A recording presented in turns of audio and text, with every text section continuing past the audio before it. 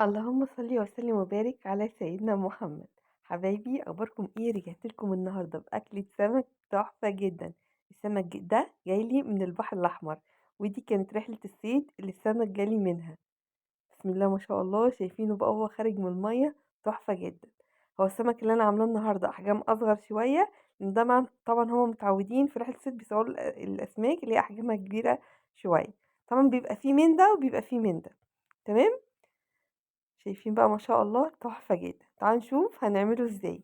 طبعا دي انواع كتير زي ما قالولي كده، في منها حاجة اسمها ابو لولو، وفي منها حريت، وفي منها شريفة، وفي منها كمان ابو نقطة تقريبا. تمام. اللي عارف طبعا انواع السمك دي يقولي ويكتب لي في التعليقات، لاني طبعا انا معرفهاش. لكن حبايبنا بقى اللي ساكنين بقى على البحر الاحمر او المحافظات اللي على البحر الاحمر ممكن يقولوا لنا ايه هي. تمام. انا طبعا غسلته حلو و فتحته من الظهر زي ما هوريكم ازاي دلوقتي. وجبت بقى معاكم جزر وفلفل اخضر وبقدونس وبصل وكمان توم، وحطيت عليهم كمون وطماطم طبعا وملح، واقلب ده كله ببعضه. دي الحشوة اللي هحشي بيها السمك سواء كان مشوي او مقلي. وكان عندي كمان تتبيلة سمك حطيت منها. تمام. ودي الحشوة بقى اللي هعمل بيها سمك سنجاري، وهعمل بيها كمان سمك مشوي. حطيت بقى شوية من الحشوة كده في تحت في الصينية من تحت، وحطيت كمان شوية زيت، وابتدي بقى احط فيها السمك السنجاري. السمك السنجاري ده متشال القشر بتاعه، متنضف طبعا، ومفتوح من سلسلة الظهر مش من البطن، عشان خاطر يتفتح حلو قوي في الصينية زي ما انتوا شايفين كده. لو مفتوح من البطن مش هيتفتح حلو كده في الصينية. تمام. فاحنا بنفتحه من سلسلة الظهر، وببتدي ارصه بقى. الرصة دي طبعا انا حاولت اخلي الصينية تاخد كل السمك عشان ما اضطرش اعمل صينيتين. فرصيته الرصة دي مفتوح كده طبعا زي ما احنا شايفين. وهبتدي طبعا احشيه بالحشوة الجميلة اللي انا عملتها. الحشوة دي بصراحة بتتاكل قبل السمك نفسه، بتبقى طعمها حلو قوي.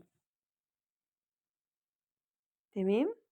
كنت بحاول ارصه على قد ما اقدر زي ما احنا شايفين. قلت بقى احط الاول شوية زيت زي ما احنا شايفين كده، وكمان حطيت شوية ليمون، عصير ليمون. وقشر الليمون برضو بحطه في الصينية بتاعة السمك دي، بيدي ريحة حلوة قوي. انا حطيته بس انا مصورتش الحتة دي.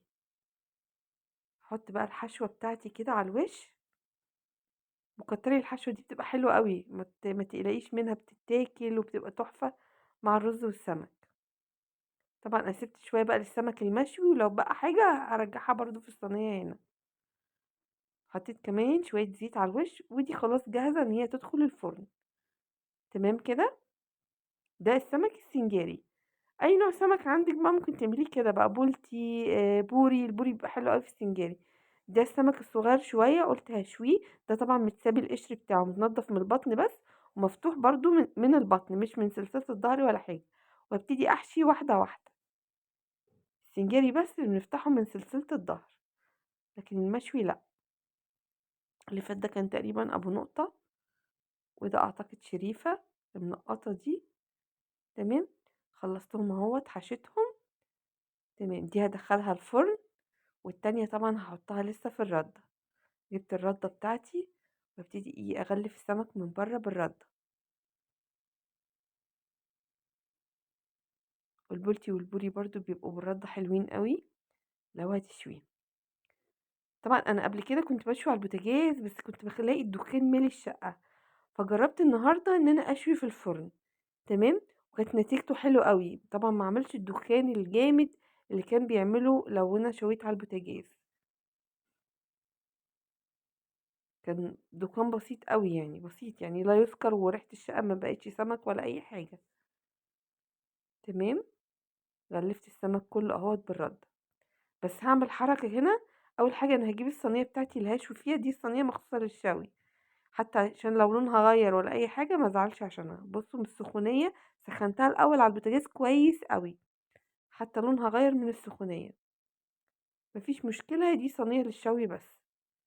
تمام، هابتدي أرُص عليها السمك زي ما إحنا شايفين كده، وهي على البوتاجاز وسخنة جدًا، جدًا، جدًا، مش بارُص عليها السمك غير لمّا بتبقى سخنة. وبعد كده هاخدها زي ما هي كده أقوم مدخلاها الفرن. خلاص، حطيتها هي والسمك السنجاري، بس طبعا السمك المشوي بحطه على طول على على النار، ملاصق للنار على طول. تمام، وهبتدي يعني ما انساهوش، وابتدي اقلبه، بس طبعا ما اقلبوش كتير عشان ما يتهريش مني ويبوظ. بصوا هعمل لكم الرز بطريقه حلوه قوي. حطيت شويه زيت وقمت محمره كميه الرز كلها زي الرز الحبايه وحبايه، بس انا دخلته في الايه، في التحمير شويه. وبعد ما اتحمر حطيت عليه بصلايه، ما حمرتش البصلايه الاول. تمام، لا انا حمرت الرز وبعدين حطيت البصلايه وشوحتها معاه كويس برضو لحد لما خدت لون. وحطيت قرفه خشب، وبعد كده حطيت له مقدار الميه بتاعه ده، بيطلع اخف كتير من لما احمر البصله جامد.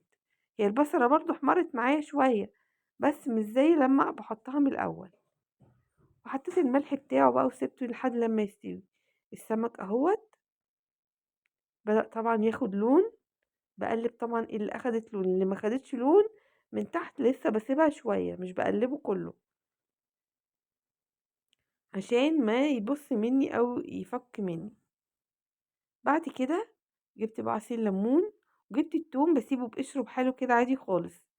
دي التتبيلة اللي هاتبّل بيها السمك المشوي، عشان ده بيبقى بس تغليف خارجي كده للسمك. حطيت معلقة كمون وحطيت ملح، وهاقلّبهم، وهانزل عليهم كمان بمَيّة مغلية من الكاتل. حطيت مَيّة مغلية علشان خاطر يعني ما تبردليش السمك، السمك يتنيه سخن.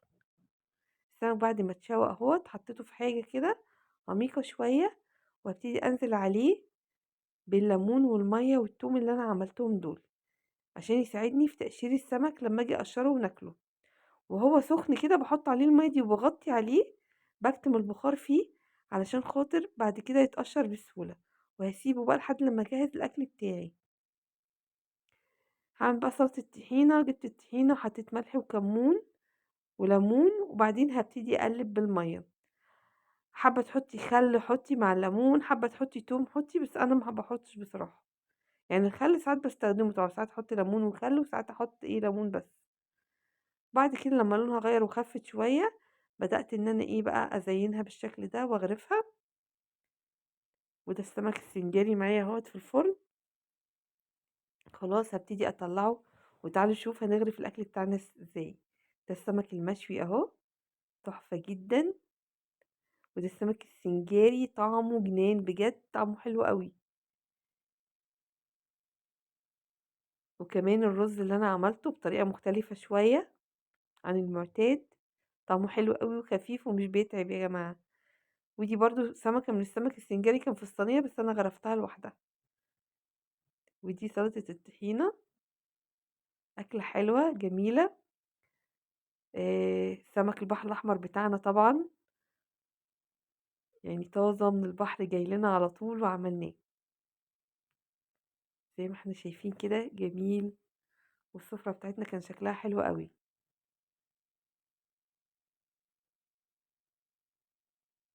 اللي يعرف طبعًا أنواع السمك زي ما قُلت لكم يكتب لي في التعليقات. شايفين الجمال بقى والحلاوة؟ والرز بتاعنا كمان كان مفلفل وجميل، أنا باوريكم قد إيه هو مفلفل. بصوا ما شاء الله عليه حلو أوي. كده أحط من الطحينة.